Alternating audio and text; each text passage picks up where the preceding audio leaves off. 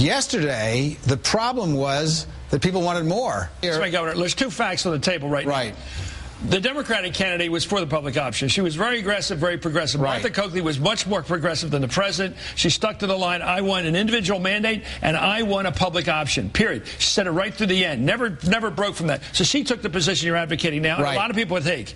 The other guy said, I'm going to kill it in its bed. The voters voted for the guy who said, I'm going to kill it. These guys. So they had a choice between the public option candidate and kill it, and they voted to kill it. So how do you explain that? These voters were sending a message to Washington. They asked for change.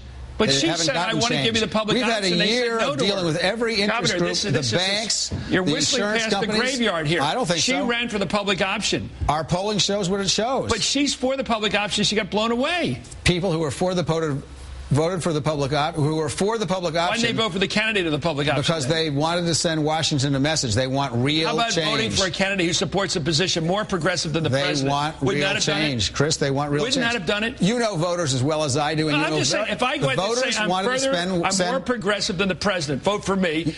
And that was Martha Coakley's position. And they said no. And the other guy comes along and says, forget it all, I'm voting to kill it. Okay. He's calling himself Mr. 41.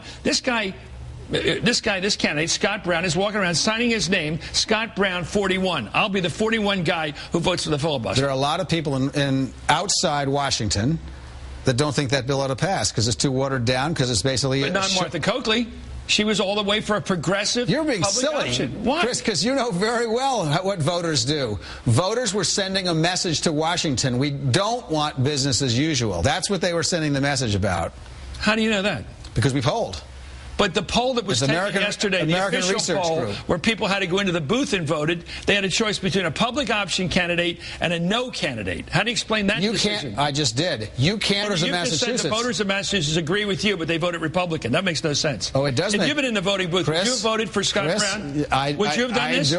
Of course not. But you rationally would not have voted for the conservative Republican because he's against health care. But you say the voters are irrational. They somehow send smoke signals in their voting. They vote for a conservative Republican who's totally against health care to tell the country they want a progressive health care program. That's crazy. We know what they did. Are voters crazy? Are voters crazy? Chris, there's only one crazy person around here, and I may hold up a mirror. You may see him in a minute here. Don't be silly. Voters vote right-wing Republican to express progressive values. I'm just looking at the results. I'm not cheering them. I'm looking at them, and you're not looking at them.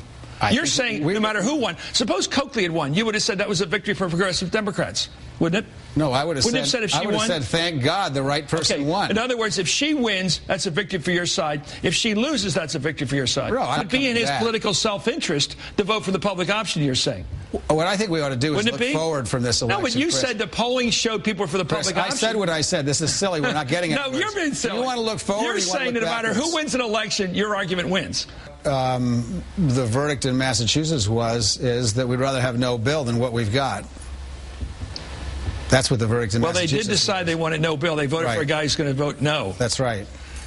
But it's a strange interpretation you're lending to this. Polls don't, the polls are what they are, and you are what you are. There was a poll last night at 8 o'clock. The 2,000 people that we polled against you. This guy with the barn coat that said, I'm going to vote to kill the bill won. I would say that the people who were against the bill won. I think that's true, but don't forget there are a lot of people against the bill who are Obama's core base voted against the. You know what one of them Martha was? Coakley. Martha Coakley was with you, and she lost. Yeah, well, she was totally with Howard Dean. Yeah, and she lost. Well, whether she was and wasn't, I didn't follow the campaign. She votes exactly like you on this issue with the progressive position, with the public option. She said she was for that position, and the voters said no, thank you.